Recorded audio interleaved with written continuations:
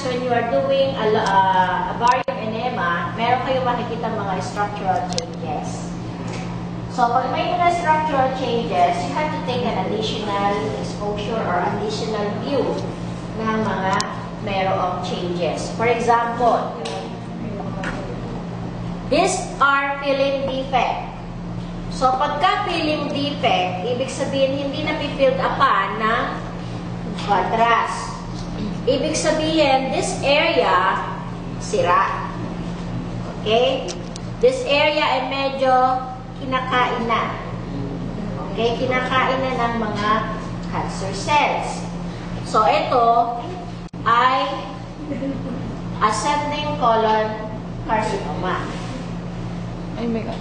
Dahil ang involved ay ang proximal portion or distal portion ng ascending colon. Wala dito, paakyat.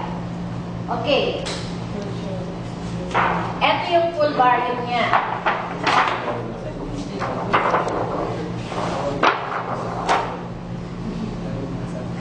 Ayan ang full barium niya.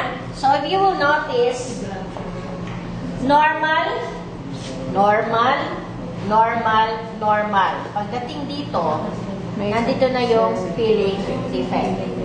Pagdating doon sa proximal portion, wala namang filling defect. Outline na outline pa nga yung appendix niya. Okay?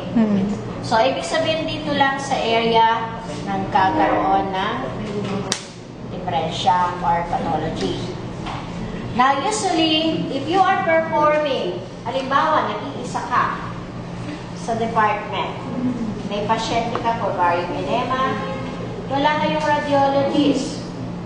So, you have to decide for yourself kung ano yung gagawin mo mga technique para makunan mo ng mga additional views ang pathology. Kasi usually, kung alam mo merong mga structural changes na yan, gumagawa ka ng mga additional view.